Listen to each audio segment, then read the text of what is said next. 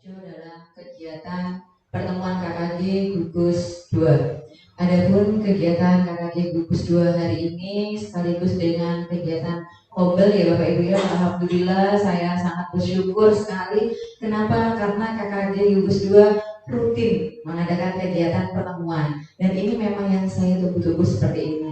Jadi saya memang sudah mengharap kepada kepala sekolah setiap ada pertemuan KKG, tolong saya dikabari. Jika saya sempat, saya pasti datang. Karena apa? Ini memang tugas saya untuk mengaktifkan KKG. Karena mungkin selama ini banyak KKG yang vakum gitu. Dan alhamdulillah di gugus 2 ini rajin. Dan saya melihat juga di kegiatan RHK isinya dari kepala sekolah, sertifikat-sertifikatnya banyak yang dari KKG. Itu sangat luar biasa. Ya, jadi sertifikat yang nilainya 4 poin, ada yang 8 poin ya. Mungkin sekali-sekali Bapak Ketua KKG bisa mengadakan webinar ya. Webinarnya sudah pernah diadakan ya, yang di PPM? Masih belum, mungkin sekali nanti ya diadakan. Jadi kenapa kalau webinar yang di PPM diaktifkan, itu kan sudah masuk di kementerian. Jadi nanti sudah terbaca bahwa KKG di gugus 2 ini berkegiatan. Baik itu di KKG ini bentuk kobelnya yang KKG sama sekolah masing-masing juga sudah ada. Oh iya, jadi nanti kobelnya kan ada 3 ya Bapak Ibu ya. Ada kobel antar sekolah, terus ada kobel dalam sekolah dan ada kobel daring ya. Jadi memang program pemerintah itu sekarang menetapkan di komunitas belajar. Jadi tujuan pemerintah menetapkan komunitas belajar itu apa? Untuk kita saling berbagi, saling berkolaborasi antar guru. Jadi kalau misalnya kita aktifkan dulu di komunitas belajar dalam sekolah. Jadi di dalam sekolah itu diminta, diwajibkan seharusnya ya, seyogyanya kegiatan kobel itu aktif setiap minggu. Karena saya yakin selama 1 minggu pasti Bapak Ibu guru di sekolah di kelasnya masing-masing pasti menemukan beberapa permasalahan ya. Masalah-masalah itu yang nanti bisa diangkat di komunitas belajar dalam sekolah. Ya, jadi misalnya mungkin ada murid yang menurut saya ini luar biasa sulitnya. Jadi gimana cara membangkitkan minatnya, membangkitkan semangatnya, nanti kita bahas di kobel. Jadi nanti kobel ini ketuanya boleh dari kepala sekolah ataupun Bapak Ibu guru. Jadi kalau misalnya ketuanya dari guru, penanggung jawabnya kepala sekolah. Jadi disepakati setiap minggu, nggak usah lama-lama, Bapak Ibu kan pulangnya jam 2. Jadi sambil menunggu jam pinjer, di setiap minggunya 1 hari aja, misalnya disepakati hari Selasa. Jadi dari jam 1 sampai jam 2 kita aktifkan di kegiatan kobel. Gantian, mungkin bisa digunakan juga untuk kegiatan peer teaching. Jadi guru-gurunya nggak sungkan, jadi biar bisa dinilai dengan temannya kekurangan saya dalam mengajar seperti apa sudah berpusat pada siswa atau belum, apa masih metode saya yang masih banyak berbicara ya. Untuk metode berceramah Bu, monggo dipakai. Kalau gurunya tidak ada ceramahnya, nanti bahasa apa Bu ya? Bahasa isyarat kan, bahasa kalbu ya. Jadi metode ceramah masing-masing digunakan. Ya, jadi mungkin cara-caranya bagaimana kita bisa membangkitkan semangat anak, mendengarkan suara anak, keyakinan anak. Jadi anak-anak itu merasa kita tuh mengajar sesuai dengan apa yang anak butuhkan, bukan apa yang kita mau. Jadi mungkin selama ini dulu paradigma kita mengajar pokoknya materi kita sampai selesai sudah. Ya.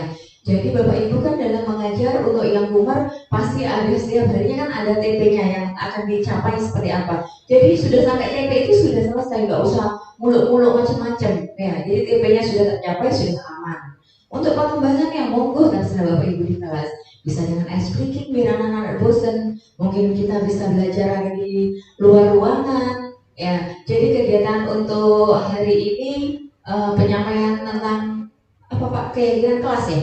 Keyakinan kelas, terus 5 posisi kontrol sama segitiga restitusi ya. Mungkin ini materi-materi itu di guru penggerak. Alhamdulillah di gugus 2 ini sudah punya guru penggerak yang 2 masih proses ya, Pak Ferdi sama Bu Eka. Terus ada Bu Ike ini sebagai PB-nya, PB-nya angkatan 10.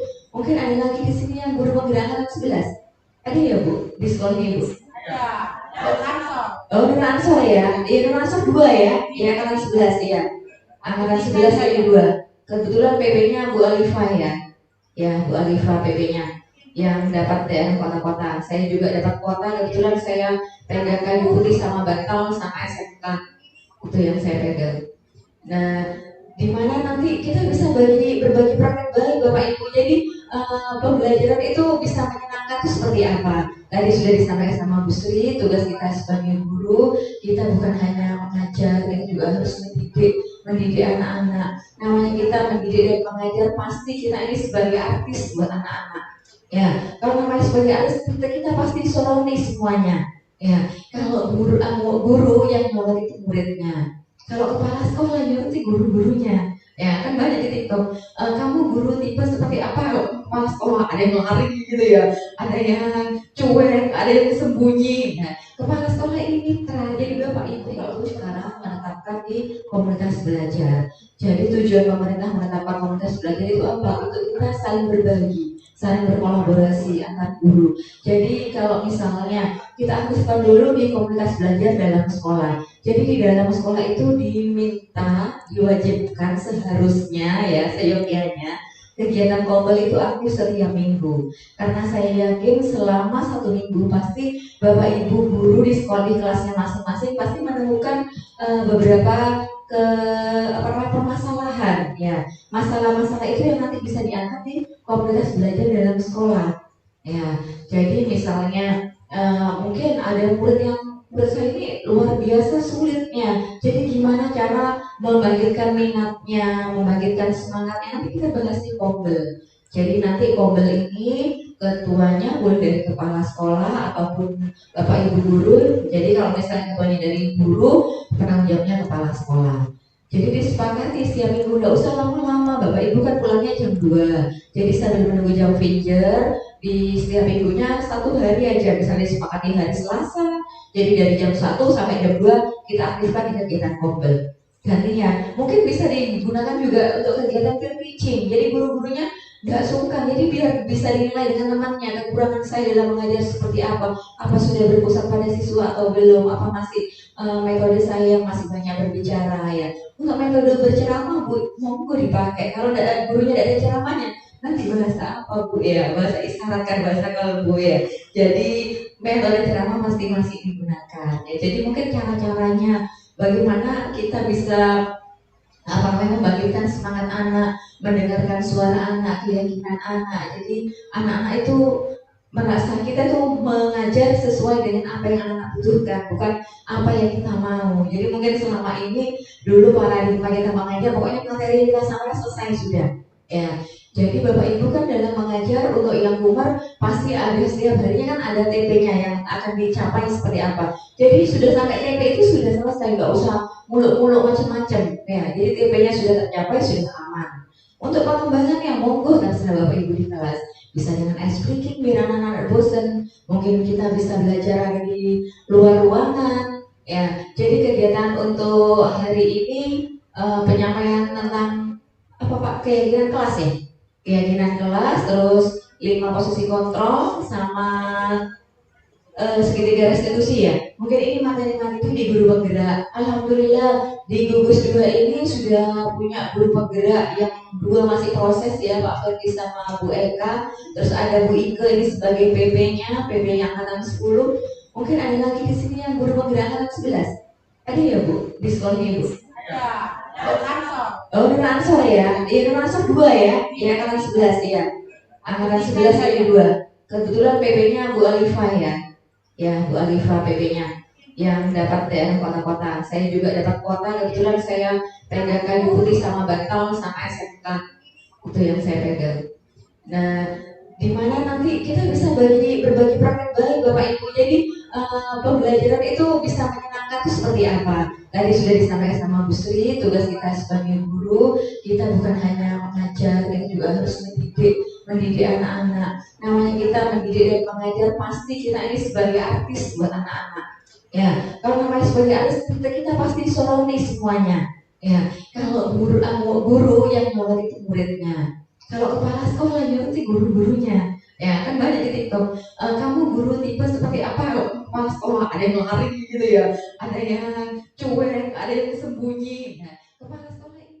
Wah, ini ternyata jurus yang diambil dari teman satu grupnya 204 diambil juga. Saya kena tembak untuk jadi moderator. motivator. Wah, keren. Terima kasih Pak Ferdi.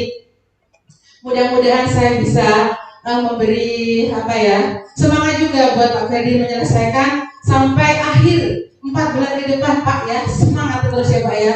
Dan juga Bapak Ibu yang sekarang sudah menjadi calon guru penggerak di angkatan 11, tetap semangat, jaga kesehatan, yang penting kita bahagia. Gitu kan. Masih dalam taraf kewarasan katanya Ibu. Baik Bapak Ibu, terima kasih karena sudah hadir di ruangan yang penuh berkah ini. Sekarang kita akan bersama-sama mendengarkan salah satu CGP kita, CGP angkatan 10 Bapak Ferdi Prastio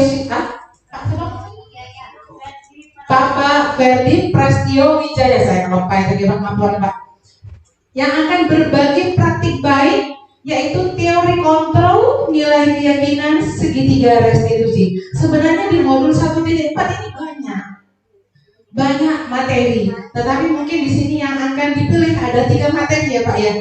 Baik, terima kasih. Tidak panjang lebar Bapak Ibu, sekarang kita bersama-sama menyaksikan apa yang akan Pak Ferdi sajikan di pagi hari ini. Kepada Bapak Ferdi, saya persilahkan. Silakan. Tarik nafas dulu Pak.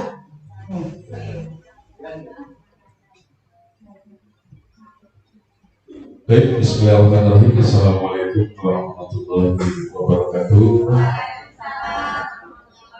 Yang terhormat Ibu Pengawas SD Karuni Panji, yang kami hormati Bapak Ibu Kepala Sekolah SD Negeri 1 Artirjo dan 3 Artirjo beserta pengurus KKG Gugus 2 dan seluruh anggota Bapak Ibu guru hebat. Alhamdulillah, bersyukur kepada Allah Subhanahu wa Ta'ala, pada siang hari ini kita dapat bertatap muka, dapat bermuajahah dalam rangka kegiatan rutin KKG yang memang rutin Ibu diselenggarakan setiap bulan, dan pada kali ini dikemas dengan kegiatan berbagi praktik baik.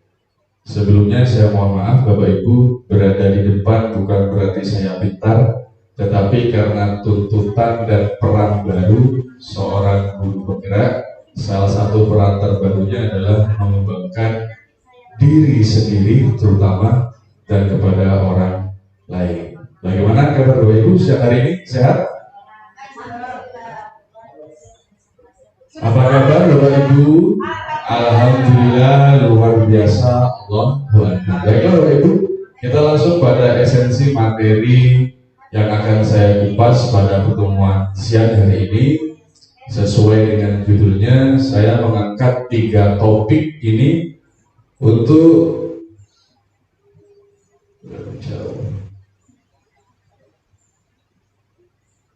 baik. Pertanyaan pemantiknya di depan Bapak Ibu, apakah murid kita cenderung melakukan kesalahan yang sama berulang-ulang kali? Jadi kesalahan yang anak kita lakukan di kelas, kesalahannya sama, sudah dilakukan upaya perbaikan, sudah dilakukan pendekatan, loh kok masih terulang lagi?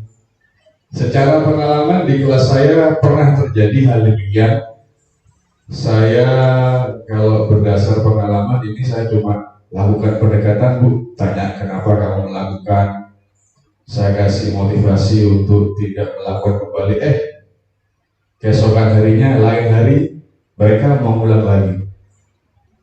Salah satu alternatif solusi sepatnya Bapak Ibu, seperti yang sudah tersaji di eksplorasi konsep modul guru penggerak, itu ada 3, bahwa yang pertama adalah teori kontrol guru yang dikembangkan oleh Diana Dawson.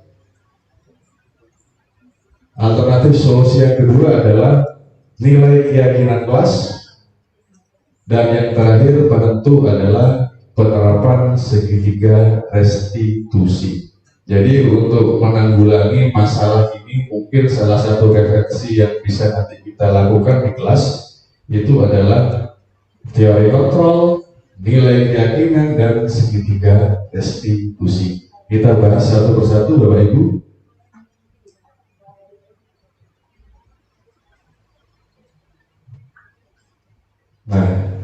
kontrol ini dikembangkan oleh pakar pendidikan namanya Diane Dawson, seorang dosen sekaligus praktisi pendidikan dari Kanada, Pak.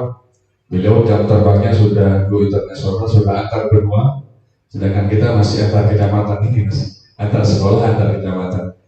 Teori kontrol dulu itu ada 5, Bapak Ibu. Yang pertama adalah guru sebagai penghukum.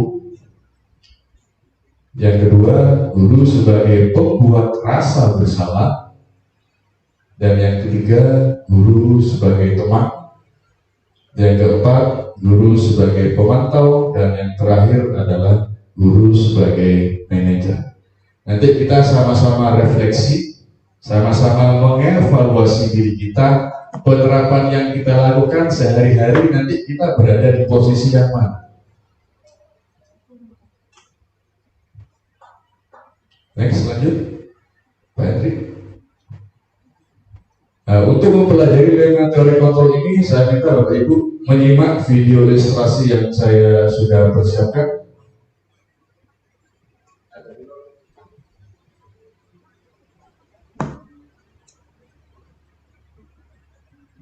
Kontrol.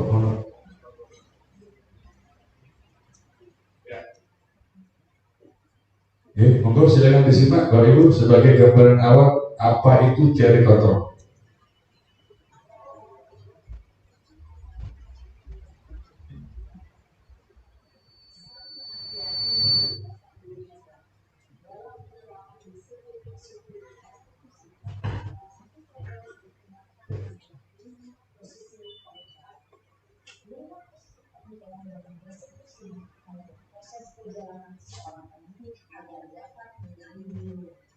Pada video kali ini, kita akan membahas tentang 5 posisi kontrol yang dikembangkan oleh Diane Dawson dan contoh penerapannya.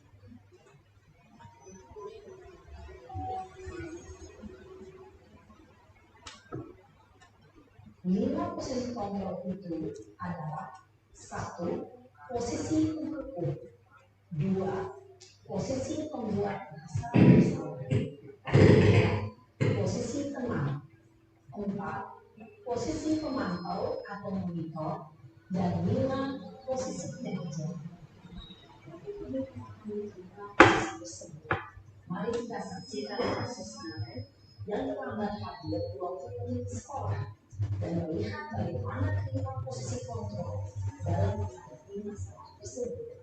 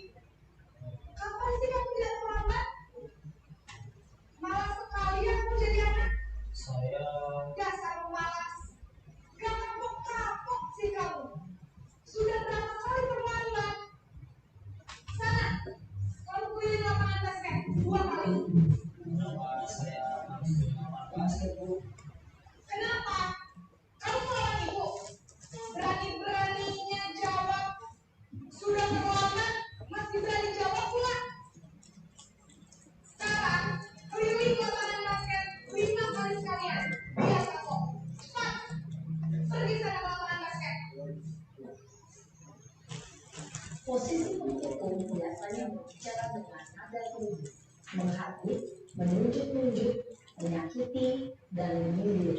Hukuman bisa berupa fisik maupun psikis. Ibu dan bapak guru hebat. Dampak yang terjadi pada murid ketika murid berada pada posisi penghukum adalah murid cenderung akan memberontak, bahkan menekan dendam.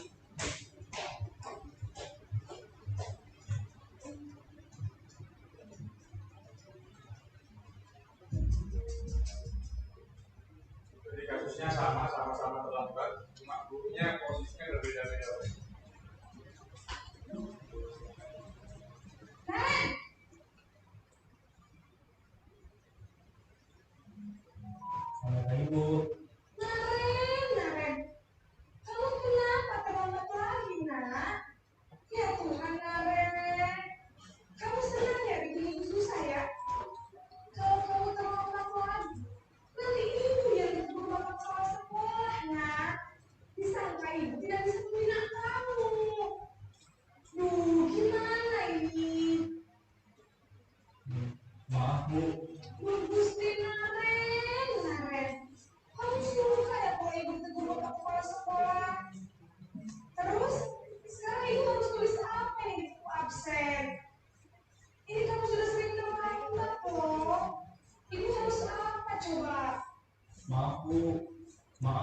sekali. Ya sudah, lain kali jangan bikin susah lagi ya Kak ya. Ibu tidak akan kuat lagi kalau kamu begini terus. Bisa jantungan kalau ibu tidak kelas sekolah. Nah, kita harus cepat kelas. Maaf ya Bu, maaf sekali. Posisi membuat rasa bersalah, berbicara dengan nada tenang, cenderung lembut. Namun kata-kata yang diutarakan membuat murid merasa menjadi orang yang gagal, memandang buruk dirinya sendiri, merasa tidak berharga, dan tidak sanggup membahagiakan orang lain. Ketika guru mengambil posisi pembuat rasa bersalah, murid akan menganggap dirinya yang bersalah dan ia akan menyimpan emosi negatif tersebut di dalam dirinya.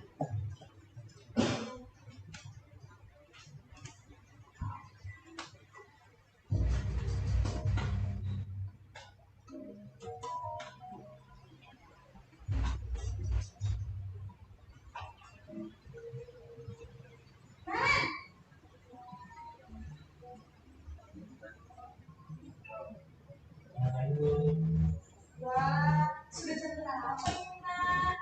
Terlambat lagi ya sayang. Iya Bu, habis ibu saya mau bangunkan saya Bu. Kamu mau menyalahkan ibu kamu. Kamu bukannya anak yang paling kencang. Kok terlambat sih? Iya Bu, saya memang terlambat banget tadi. Jadi biarpun saya lari kencang, tetap gak kekejar Bu. Ya sudah sana, nanti lain kali larinya lebih kencang lagi ya. Biar gak terlambat lagi. Bikin seneng ibu, demi ibu. Bisa kan? Bisa Bu. Ya sudah sana masuk kelas. Ibu beresin urusan absen kamu. Kamu ini ada-ada saja. Dalam posisi tenang, guru berbicara dengan nada suara ramah, akrab, cenderung bersenda gurau untuk menjaga suasana tetap santai. Murid akan merasa senang, aman, dan akrab dengan guru. Identitas yang tercipta adalah identitas sukses atau berhasil. Namun, jangan ingat, karena ini masih benar eksternal, maka ada faktor ketergantungan dari murid kepada orang tertentu. Di sini, guru absennya, sehingga di lain waktu, murid bisa berperilaku baik, namun hanya kepada orang-orang tertentu saja.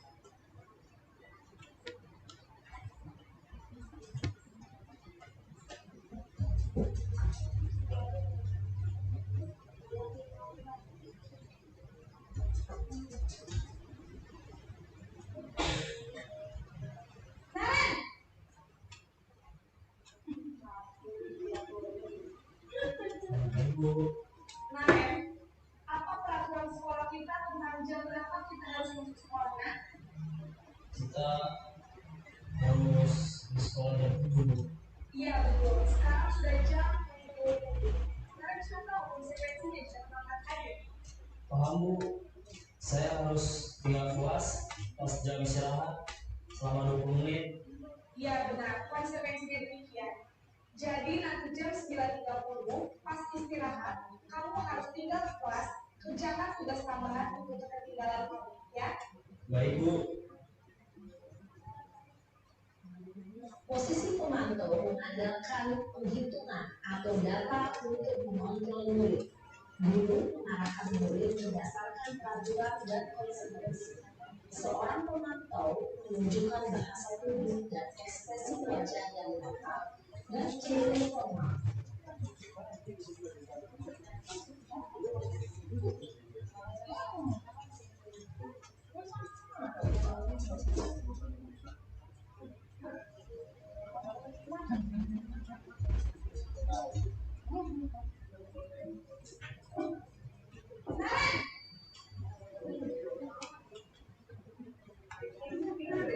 Selamat pagi Bu. Selamat pagi Raden. Maaf Bu, saya terlambat. Iya, sekolah masuknya jam 7, sekarang sudah jam 7. Jadi sekarang bagaimana ini Raden? Maaf Bu, saya lupa pakai suara. Baiklah, kira-kira sekolah yang mana yang berlaku? menghargai diri sendiri dan orang lain mungkin ya Bu. Apakah kalian yakin bisa saling mengenal tersebut? Iya Bu, saya meyakininya. Apakah kalian bersedia memperbaiki masalah keterlambatan ini? Bersedia Bu. Bagaimana kamu akan memperbaiki masalah keterlambatan ini? Saya akan coba untuk tidak lupa menyetel alat saya. Baik, kalau kalian punya alat di rumah, ada orang yang kira-kira bisa bantu mengingatkan tidak? Ada Bu, kakak saya, Kak Emma. Ada lagi selain Kak Emma? Selain Kak Emma, ada ibu saya. Baik, jadi yang mengingatkan kalian adalah Kak Emma dan dia. Kira-kira akan mulai saat kapan ya? Setelah pulang sekolah, akan segera saya lakukan. Baik, jadi kalian akan saya awali untuk bangun besok pagi dan akan diingatkan oleh kakak dan bunda kalian ya. Ada lagi yang ingin perlu dilakukan kalian agar tidak terlambat bangun lagi? Tidak ada Bu. Baik kalian, terima kasih untuk kerjasama kamu. Sekarang kamu perlu kembali ke waktu belajar. Baik Bu, terima kasih. Baik, Bapak Ibu, setelah kita menyimak video ilustrasi tadi Pak Imam Purwanto, saya ingin tanya ke panjenengan, panjenengan memposisikan diri Anda di bagian sebelah mana? Berdasarkan pengalaman Pak, ketika kita menemukan murid yang melakukan kesalahan, panjenengan biasanya berada di posisi sebelah mana? Yang pertama sebagai pembuku. Selanjutnya Bu Yuli, berdasarkan pengalaman, Anda menempatkan diri Anda di sebelah mana? Sebagai teman, karena mungkin panjenengan ngajar kelas rendah, kelas Anda betul. Baik. Untuk memperdalam eksplorasi konsep, Bapak Ibu, kita lihat bahwa betul tadi penghukum, posisi kontrol penghukum itu biasanya berbicaranya menggunakan nada tinggi, cenderung marah-marah, mata melotot, mimik wajah merah, sehingga dapat menyebabkan anak kita biasanya takut, sehingga dampaknya Bapak Ibu, murid kita akan cenderung memberontak, bahkan bisa menjadi dendam.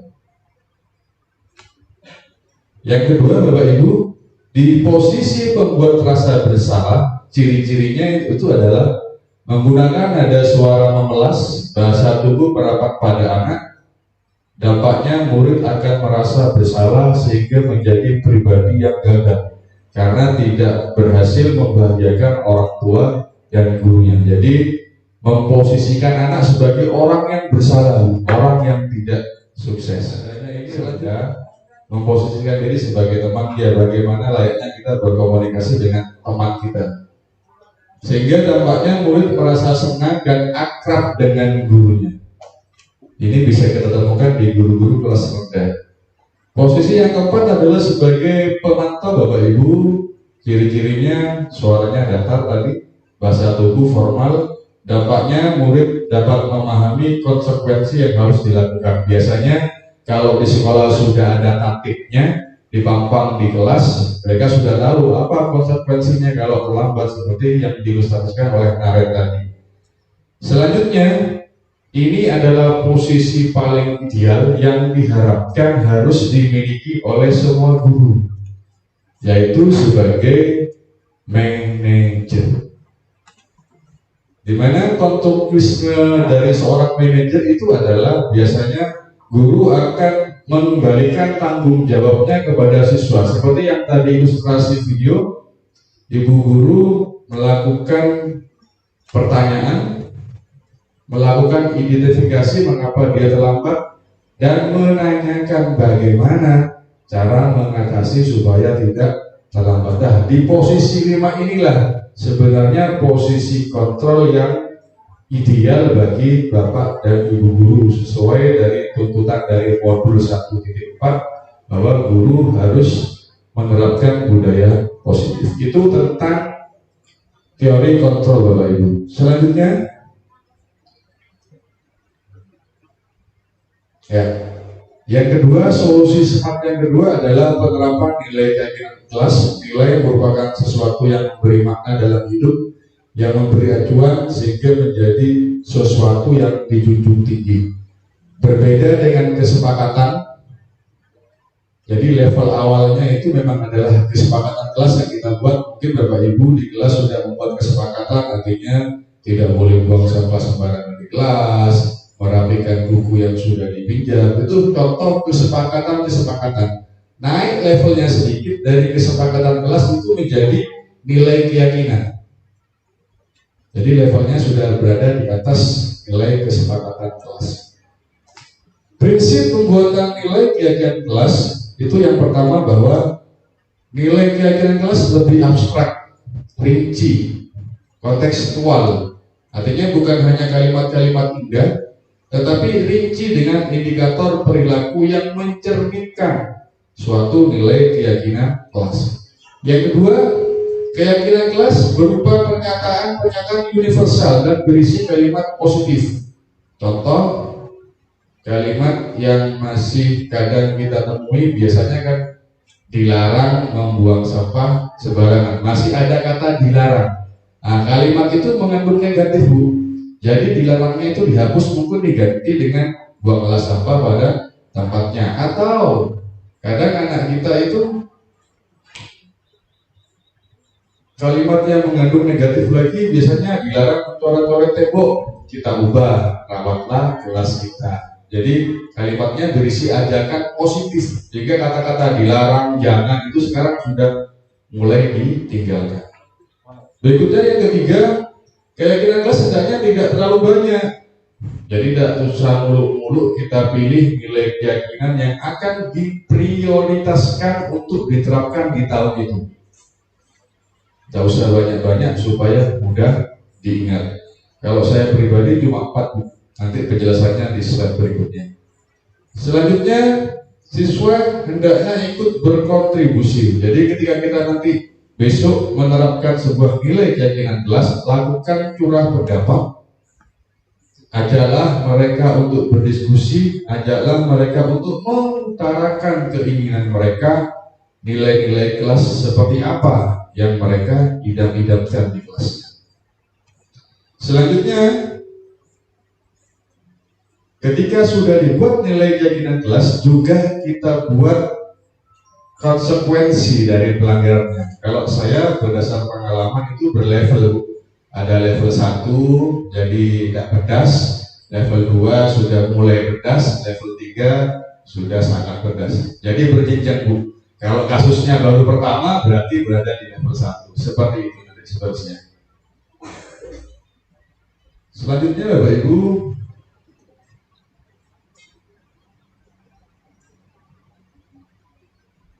nah, ini alur pembuatan nilai keyakinan kelas berdasarkan pengalaman yang saya buat di kelas. Bahwa yang pertama adalah menentukan nilai-nilai prioritas pentingnya. Kata konsep tadi bahwa tidak usah banyak-banyak. Kita tentukan, saya 4 nilai keyakinan kelas yang saya buat dan saya praktekkan bersama murid saya. Jadi kita pilih yang paling penting untuk diterapkan di tahun itu. Selanjutnya, merumuskan indikator perilaku dan konsekuensinya. Ini yang sangat penting, bahwa kita melakukan curah pendapat, kita hadirkan suasana demokratis di kelas.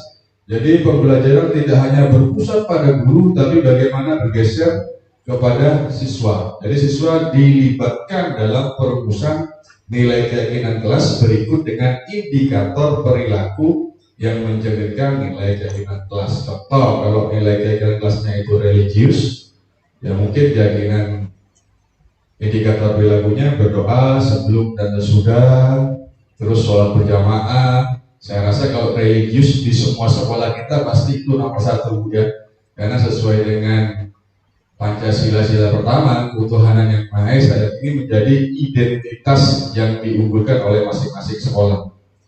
Selanjutnya yang ketiga adalah menetapkan. Setelah dirumuskan indikatornya, perilakunya itu ditetapkan, Bu.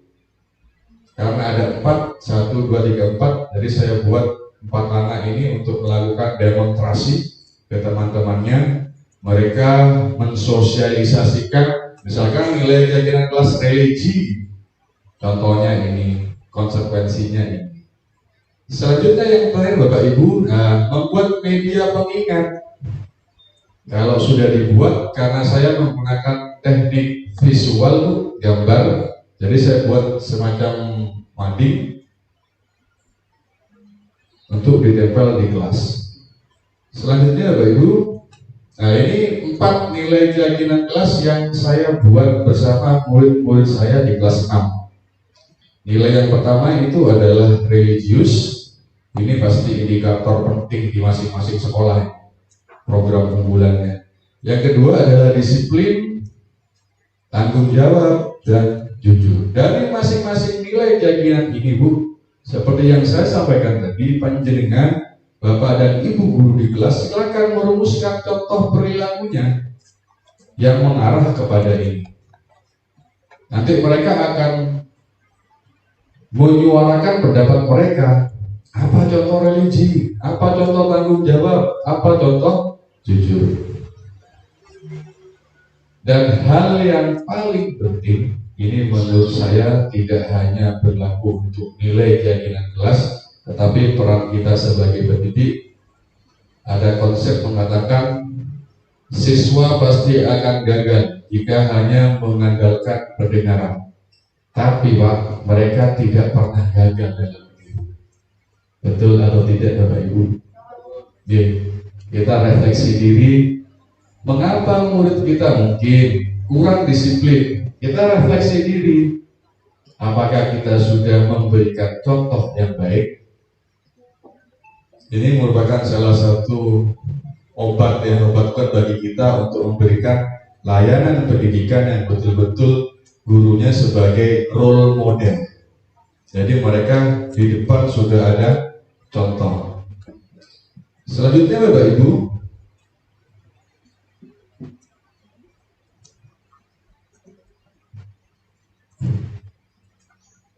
ya ini contoh dokumentasinya, pembuatan nilai keyakinan kelas, dibuat media visual Bu, digambar, dibuat kalimatnya, dilempar, ditempel, kolase.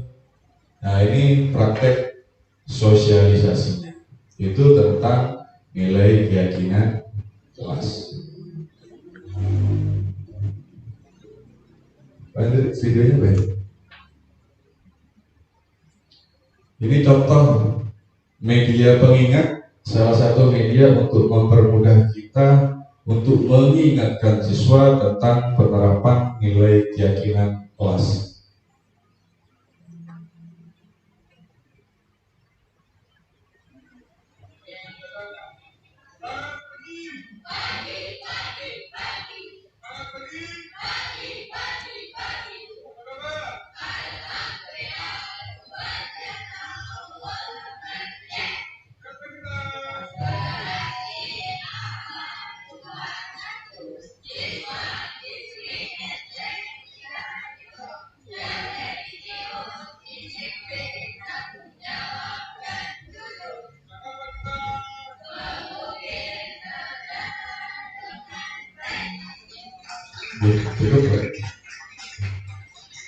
Jadi nilai keyakinan kelas yang sudah dibuat itu dibuat yel-yel Pak.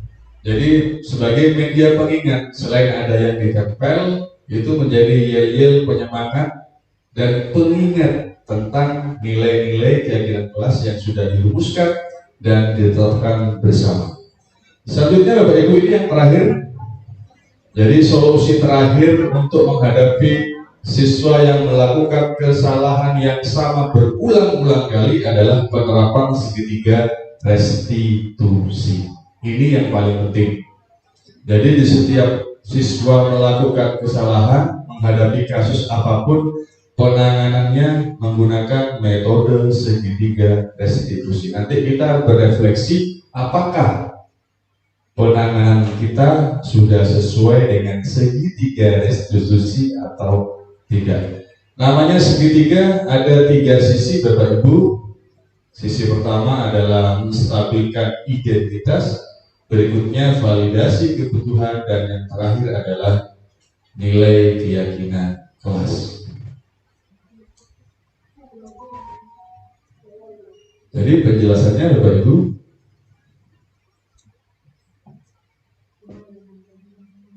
kita simak sebentar video ilustrasi berdasarkan kisah nyata. Monggo, Pak.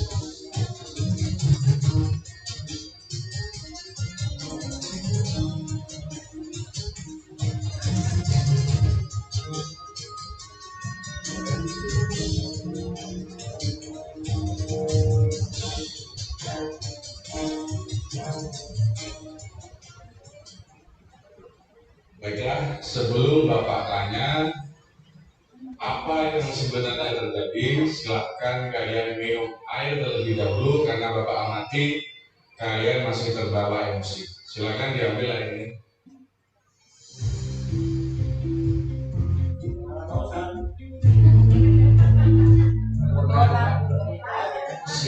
Saat ada masalah itu merupakan sesuatu yang wajar. Semua manusia pasti akan mengalami emosi saat ada masalah. Bapak pun juga akan mengalami hal demikian. Namun yang menjadi masalah apabila kita meluapkan emosi kita secara berlebihan.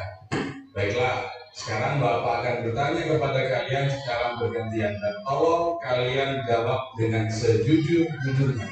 Kalian paham? Baiklah, pertama-tama Bapak ingin bertanya kepada Bella. Mengapa tadi Bella marah-marah dan bahkan mengumpat kepada Santi? Saya mergoki Santi membuka tas saya dan kemudian dia mengambil uang dan dompet saya. Siapa coba yang tidak akan marah jika ada seorang pencuri di dalam kelas kita, Pak? Kemudian setelah kamu melihat Santi mengambil uang di tasmu, apa yang kamu lakukan, Bella? Spontan saya teriak maling, maling. Kemudian saya marah-marah kepada Santi dan bahkan sempat saya dorong dia hingga terjatuh. Kesal dan geram saya, Pak, kepada Santi. Baiklah Bella, pertanyaan dari Bapak untuk kamu cukup. Sekarang Bapak akan beralih bertanya kepada Santi. Santi, apakah benar kamu mencuri uang Bella dari tasnya? Ya, Pak, benar. Apakah hari ini kamu tidak mendapat uang saku Santi dari orang tuamu? Saya mendapatkan uang saku, Pak, dari orang tua saya, walaupun orang tua saya memberikan uang saku sebenarnya, Pak, karena orang tua saya bekerja sebagai kuli bangunan, Pak. Lalu mengapa kamu masih mencuri uang temanmu? Kamu kan sudah mendapat uang saku dari orang tuamu. Kamu tentu memiliki alasan tertentu mengapa kamu hingga nekat untuk mengambil uang milik temanmu. Ceritakan kepada Bapak. Saya mencuri uang Bella karena saya memiliki dendam kepada Bella, Pak. Karena hampir setiap hari dia dan teman-teman membuli saya, Pak, karena kaos kaki saya yang bolong. Jadi saya mencuri uang Bella untuk membeli kaos kaki baru, Pak. Apakah benar Bella, kamu sering membuli Santi karena kaos kakinya bolong? Iya benar, Pak. Memang kenyataan, Pak, dia memakai kaos kaki yang bolong. Jadi saya bukan lagi sedang membuli, kan? Kamu salah Bella. Apa yang kamu lakukan justru merupakan contoh perundungan verbal. Mengejek, menghina, mengumpat, bahkan memanggil nama seseorang dengan ungkapan yang tidak pantas, itu termasuk perundungan. Kamu masih ingat tidak informasi yang disampaikan oleh Bapak dan Ibu polisi anggota Polres Situbondo yang telah melakukan sosialisasi di sekolah kita kemarin kan? Iya Pak, saya baru ingat akan hal itu. Baiklah, Bapak sudah mengerti latar belakang dari masalah kalian hari ini. Bella dan Santi, melakukan kesalahan itu merupakan sesuatu yang wajar. Karena tidak ada satupun manusia di dunia ini yang sempurna. Namun manusia yang terbaik adalah belajar dari kesalahannya. Sekarang Bapak tanya kepada kalian berdua, apa tindakanmu yang salah pada hari ini? Maaf Pak, tindakan yang saya lakukan tadi memang salah karena saya telah mencuri uang Bella. Saya rasa perbuatan saya tadi juga salah sih Pak. Saya sempat membentak dan bahkan mendorong Santi hingga terjatuh ke lantai. Baguslah, kalau kalian berdua sudah menyadari tindakan kalian yang salah. Selanjutnya, Bapak akan bertanya kepada kalian, tindakan kalian tadi bertentangan atau tidak dengan nilai keyakinan kelas yang telah kita buat bersama di kelas? Ya bertentangan sekali lah Pak, saya melanggar nilai menghargai keberagaman. Ya Pak, saya merasa saya telah melanggar nilai kejujuran. Benar Bella, tindakan yang kamu lakukan itu melanggar nilai keyakinan menghargai keberagaman. Seharusnya kamu dan teman-temanmu tidak membuli siapapun, apapun keadaannya. Karena manusia diciptakan oleh Tuhan Yang Maha Esa memang dalam bentuk dan karakteristik yang berbeda-beda. Kamu masih ingat kan semboyan negara kita? Ingatlah Pak, semua negara kita Bhinneka Tunggal Ika, berbeda-beda tetapi tetap satu dua. Santi, tindakanmu tadi sebenarnya adalah upaya negatif untuk memenuhi kebutuhan dasar pendidikan rasa kasih sayang dari Tuhan. Karena kamu sering dibully, akhirnya kamu dendam dan mencuri uang milik orang lain. Tindakanmu benar, itu adalah tindakan yang melanggar nilai kejujuran dan tindakanmu melanggar nilai keyakinan kejujuran. Seharusnya kamu mampu untuk menahan keinginanmu dengan cara menabung dari uang saku sedikit demi sedikit. Sekarang Bapak tanya kembali, apa upaya kalian berdua untuk memperbaiki kesalahan kalian pada hari ini? Ya Pak, saya akan menerima saran dari Bapak untuk menabungkan uang saku saya dan saya tidak mau membebani orang tua saya Pak. Dan saya berjanji tidak akan mengambil uang milik orang lain lagi. Wah, benar sekali dan sungguh mulia niatmu. Tidak ingin membebani orang tua untuk membelikan kaos kaki yang baru. Bapak sangat mengapresiasi tindakanmu itu, Santi. Saya berjanji tidak akan lagi membeda-bedakan teman. Saya akan bergaul dengan siapa tanpa memandang perbedaannya. Karena sebenarnya berbeda itu istimewa kan Kak? Bella, apa yang kamu sampaikan tadi itu merupakan inti dari pembelajaran kita di tema 2, persatuan dalam perbedaan. Sekarang Bapak minta kalian berdua saling memaafkan.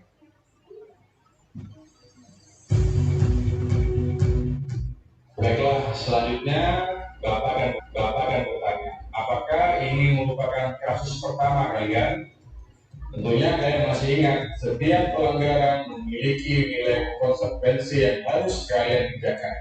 Dan kalian tentu paham apa motivasi dari pelaksanaan nilai keyakinan kelas yang telah kita sepakati bersama. Iya Pak, kami menerapkan nilai keyakinan kelas semata-mata untuk menghargai diri sendiri, bukan untuk mendapat pujian dan bahkan menghindar dari hukuman. Ingat Pak, konsekuensi pelanggaran kelas level 1 adalah membersihkan halaman sekolah. Nah, itu konsekuensi yang harus kalian terima. Sekarang Bapak minta kalian berdua laksanakan membersihkan halaman di sekolah. Tidak, tapi kau berperan. Ya sekarang harus kalian lakukan. Ayo cepat lakukan.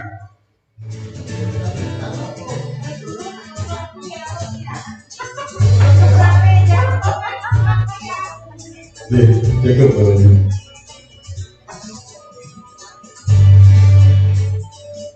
Sekarang saya ingin jawaban refleksi dari teman-teman. Pak Imam Purwanto, apakah ketika murid kita melakukan kesalahan Anda melakukan segitiga restitusi seperti ini? Belum. Berarti sama dengan saya, Pak.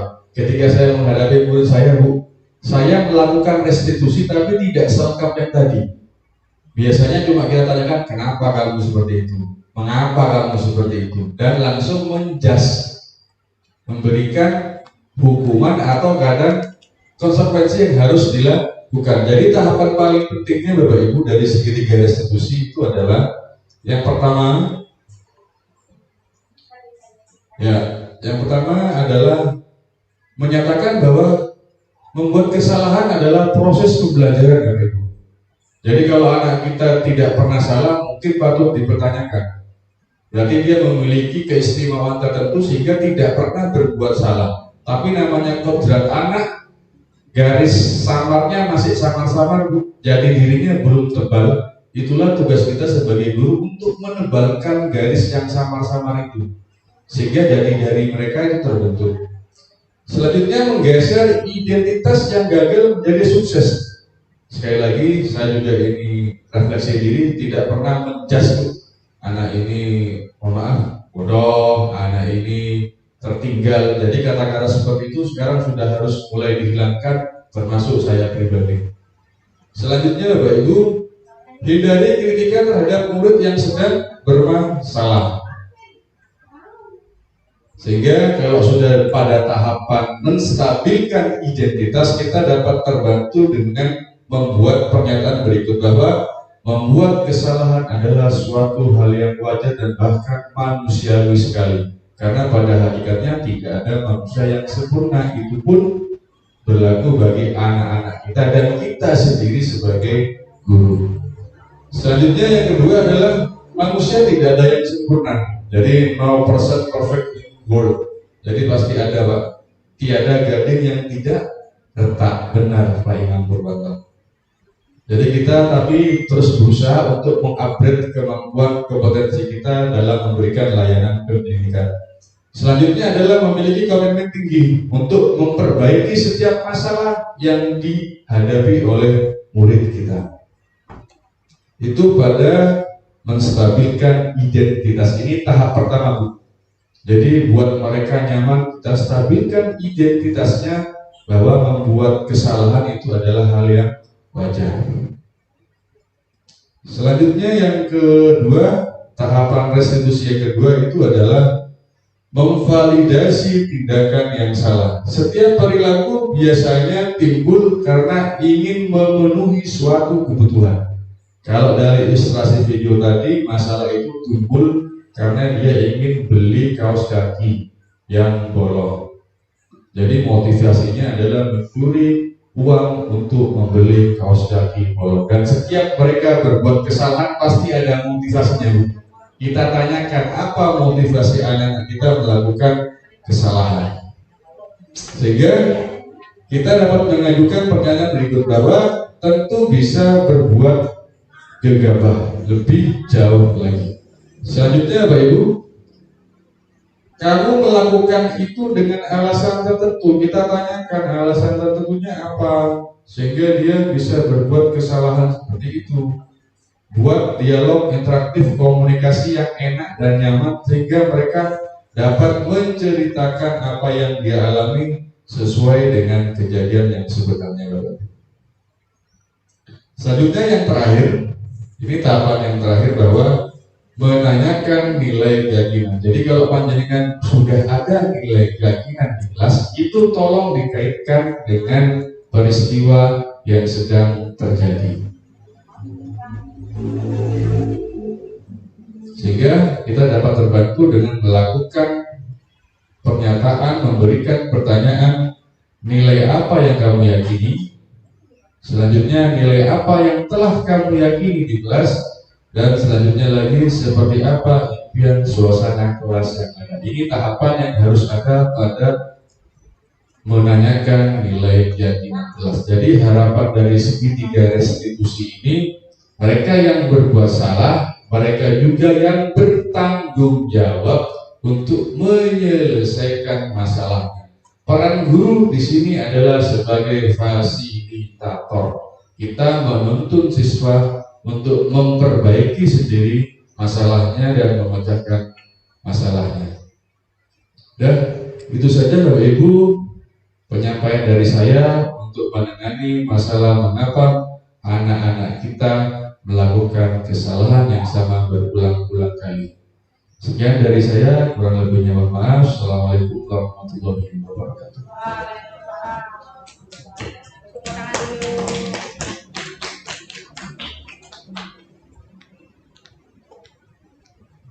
Bapak minta tolong di slide yang pertama.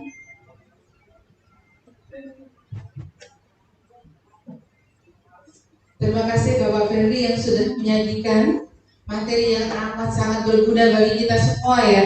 Tentunya diharapkan apa yang sudah kita dapatkan siang hari ini dapat merubah mindset kita dan juga cara kerja kita di sekolah, bagaimana kita itu memperlakukan siswa kita itu harusnya bagaimana. Jadi bukanlah kita lagi sekarang menuntut, tapi bagaimana kita menuntun siswa kita. Semua pembelajaran akhirnya nanti pada siswa kita. Jadi bukan pada kehendak diri kita sendiri. Dari berbagai praktik baik dengan teori kontrol, nilai keinginan kelas dan segitiga restitusi tadi, apakah ada yang ingin disampaikan dari Bapak Ibu? Atau mungkin ada masukan atau pertanyaan? Monggo, saya buka. Satu sesi, satu pertanyaan. Gimana Bu Eka? Ada pertanyaan? Tidak ada? Pak Imam ada pertanyaan? Pas ngantuk apa bermain ini Pak? Ada. Bu Yuli? Bu Eli mungkin, Bu Eli? Hah? Pas juga, semuanya pas Pak. Pas, katondu katanya dulu. Mudah-mudahan materi ini menjadi bekal mulai dari ini. Oh iya, yang biasanya menghukum seperti Pak Imam tadi, besok Pak dirubah ya Pak ya. Iya, jadi bukan zamannya lagi kita itu sekarang menghardik, menghukum, itu bukan zamannya lagi. Memang itu mungkin posisi kontrol menghukum itu juga mungkin diperlukan ya Pak Ferdian, tetapi itu pada saatnya yang sangat dipentingkan. Ketika seluruh posisi kontrol yang mulai dari tingkatan bawah sampai dengan atas sudah tidak bisa untuk mengajak siswa tersebut ini untuk berperan aktif lagi, baru mungkin itu. Tapi kalau sebisa-bisanya itu dihindari. Karena sekarang sudah ada undang-undangnya ya Pak ya. Nanti salah-salah guru kena lagi. Ekopenis laporan guru kena lagi. Padahal ekopenis itu ada tujuannya, ada sebabnya. Begitu oke? Alhamdulillah Pak Ferdi, terima kasih. Informasinya, ilmunya sangat luar biasa. Bahkan tadi sudah sampai ditayangkan videonya beliau, bagaimana beliau merestitusi muridnya. Dan ini mungkin nanti bisa kita implementasikan di sekolah kita masing-masing. Cara-caranya, tahapan-tahapannya tadi ya Pak ya. Ada berapa tadi Pak Ferdi? Ada 3 ya. Jadi tidak usah perlu diulang Pak. Insya Allah Bapak Ibu yang sudah ada di sini sudah mampu nanti Pak bisa mencerna, dan insya Allah juga nanti besok mungkin diawali dengan besok bisa mengimplementasikannya di sekolah masing-masing. Baik, terima kasih sekali Pak Ferdi. Saya sebagai moderator yang dadakan ditunjuk sama Pak Ferdi mengucapkan terima kasih juga kepada Bapak Ibu karena sudah turut berpartisipasi aktif di dalam diseminasi budaya positif pada modul 1.4 pendidikan guru penggerak. Wabillahi taufiq wal hidayah. Wassalamualaikum warahmatullahi wabarakatuh.